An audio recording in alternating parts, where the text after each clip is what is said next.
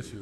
Ndeysaan, Notre-Dame du Cap-Vert. Ça me rappelle beaucoup de souvenirs. Dame du Cap-Vert. Alors, aujourd'hui, on n'est ni dans le Cap-Vert, ni dans le Cap pas vert. Ce n'est pas la rose. Enseignants, étudiants, paysans, transporteurs, ambulants, blouses blanches, mais le Sénégal sous haute tension. Mais voilà la situation. C'est-à-dire la jonction, la jonction des forces, la jonction des luttes. La jonction. Parce que si les luttes, il y a une jonction là-bas, tu as frappé. Chacun luttait de son côté. Oui. Mais là, il y a une jonction. Waouh, jonction. Il est coupé. Aller en peloton. Non, il faut couper, il faut ponctionner. Ponctionner. Et là, bon, quand tu donnes des coups, il faut savoir en recevoir. Voilà. Le Sénégal sous haute tension. Un front social partagé entre grève et grogne. Alors, les transporteurs se sont joints aux mécontents et annoncent une grève de 3 jours. Transport 3 jours. 3 jours. Ce jour, les recours aux ponctions pour freiner les ardeurs des grévistes, finalement, soit ça a jeté de l'huile sous le feu, ou ça a fait effet d'épée dans l'eau. On a ça dans Tribune quotidienne. Et puis, nouveau coup de filet de la gendarmerie, affaire Pape-Cheikh et compagnie, 4 nouveaux suspects dans un porteur, dont un porteur du VIH. Ça, ce sont les informations, bien entendu, de Tribune, mais Tribune qui parle également de Macky Sall, qui décline sa vision à l'Organisation des Nations Unies. Je souhaite œuvrer pour faire de l'ONU une plateforme stratégique revitalisée. Parce que le rôle de l'ONU, c'est pour lutter contre les inégalités dans le monde. Donc, il commence déjà à annoncer la couleur. Ah, waouh, il faut annoncer la couleur. Parce qu'on n'est pas là-bas pour jouer aux billes. Et Macky Sall démontre que lui, il est là-bas pour travailler. Borom Terre, Borom BRT, Borom Terre, Borom Land. Ah, on va tout ça. Voilà. Borom Essa de Maître Abdoulaye. Maître Abdoulaye Wade, Essa, Borom Diagne. Voilà. Donc voilà un peu la situation. Situation oblige, on a bien entendu Vox Populi, candidature au secrétaire général de l'ONU, mais Macky professe ses soutiens, se mobilise. Ce que je propose, ça c'est ce que propose Macky Sall. Les soutiens, c'est d'abord au Sénégal. Ah. Il y a plusieurs organisations syndicales et même politiques qui ont écrit. Mais demandez tout le monde, sauf lui dire, tout le monde, tout le monde, c'est-à-dire même ceux qui ne soutiennent pas, ils sont pris en compte par tous ceux qui soutiennent. Parce que dans l'ensemble là, c'est-à-dire quand tu veux te singulariser, ben, c'est toi qui te mets en marge. Ah non, si tu veux te mettre en marge, ben, le monde. Mais vous avez création du Conseil national de régulation des médias. Ça, c'est toujours Vox Populi. Mais le ministre Aliou Sall dit ses convictions. Ce sont ses convictions à lui. Hein. Mais il y a aussi le CEDEPS qui exprime une inquiétude profonde. Vous savez, j'avais posé une question à Mamadou Ibra Kane, à ne pas confondre avec Mamadou Ibra Kane. J'ai dit, mais oui, mais finalement, est-ce que le ministre de la Communication, là, c'est, à votre avis, comme un éléphant dans un magasin de porcelaine? Il me dit, c'est exactement ça. C'est ça. C'est le qualificatif ici. C'est ça. C'est un éléphant dans un magasin de porcelaine. À chaque fois qu'on entend parler de lui, c'est parce qu'il y a absence de communication. Voilà. Curieux ministre de la Communication. Voilà. Ministre de la Communication. Alors, pas communication quand même. Alors, le Sénat exprime une inquiétude profonde. Cour d'appel de Versailles. La justice française partiellement favorable à l'extradition de Madiambal Diagne. Partiellement, c'est ce qui a amené tout le problème. Partiellement. Ni. Mi figue, mi raisin. Donc un peu la théorie de la bouteille à moitié vide et à moitié pleine. Finalement, on retient quoi? On retient quoi? Quelle partie de Madiambal et quel autre partie? C'est les 4 membres, ou bien le tronc, ou bien la tête. Quelle partie? Mais Odia a déjà tranché. Mais Odia a tranché. Mais on va parler de l'observateur L'Obs, Ndeysaan. Voilà une dame. On l'a pris. Traîné dans la boue. Bila yàlla am na de. Wallahi yàlla am na. Yàlla am na de. Tooñ baaxut. Tooñ du galaaj. Tooñ baaxut. Tooñ kay du galaaj. Du galaaj. Bilaay walaay tooñ. Du galaaj de. Regardez l'observateur L'Obs. Donc tout ce but là. Mais attends. Ndeye Saly Diop Dieng. Mais je parle de Ndeye Saly Diop Dieng, qui a fait ses humanités à la Sénélec, qui est une ingénieure chevronnée, scientifique, qui est dans le monde des affaires. Machallah, car. Monsieur aussi, machallah, car.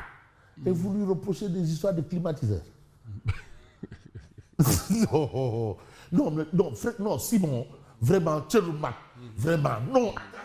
Climatiseur, même son fils peut régler ça. Avant climatiseur, c'était 52 millions. Mais non, mais, Elle non, a mais, cautionné pour 57 millions. mais la somme. Mais même ça, même cette somme-là, Ouais. mais même cette somme-là, des salis, 50 et quelques millions, même ça, même la somme-là. Mais et l'autre cas? Mais C'est dommage, ce pays. où on est parti de milliards à des histoires de boule-hol. Boule-hol. Alors, ah non, mais manque de voir qu'on peut finir, milliards à boule-hol. Oui, lolo. Alors, interview exclusive après son non-lieu. Ndeye Saly Diop Dieng parle. Mais elle dit, cette procédure m'a renforcé. Parce que les gens, peut-être, ils ont voulu l'ébranler, mais niet. Ah, comme un boy Rudis là. Mais boy Rudis là. Oui, Grand Dakar. Ah, Rudis. Oui. Bah, près de c'est. C'est pas loin de Kogni Bagar. Hein? Ah, Kogni Bagar. Donc, il va pas loin de Kogni Bagar.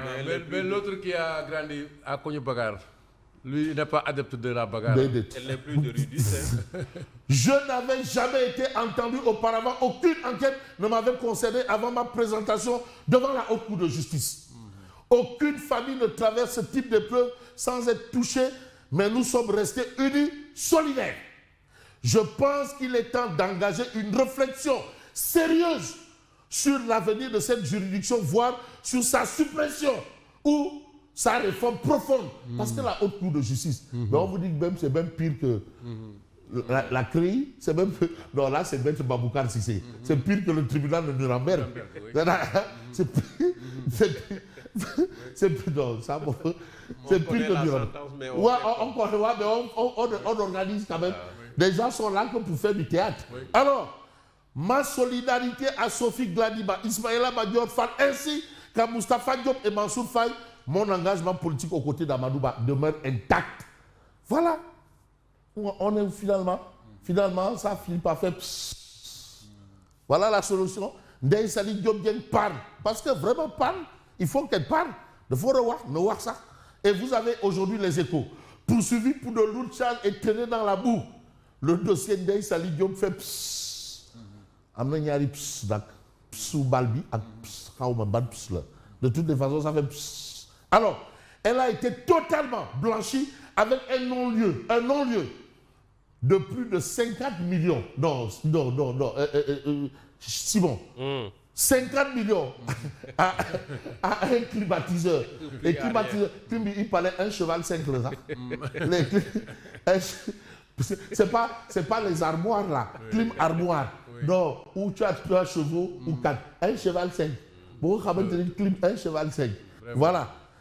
Puis, absolument rien. Non, Big Gâté. Oui. Alors, candidature au poste de secrétaire général de l'ONU, société civile, syndicats et partis politiques soutiennent mais Macky Sall. Mais vous avez dans Wolf Quotidien un économiste là qui vient, qui nous parle, entretien avec Babo Amadouba, docteur en finance. Et mais vous riez pourquoi? Il a son avis, non? Et DG du 3FPT. C'est-à-dire, ce qui me plaît avec les échevronnés là.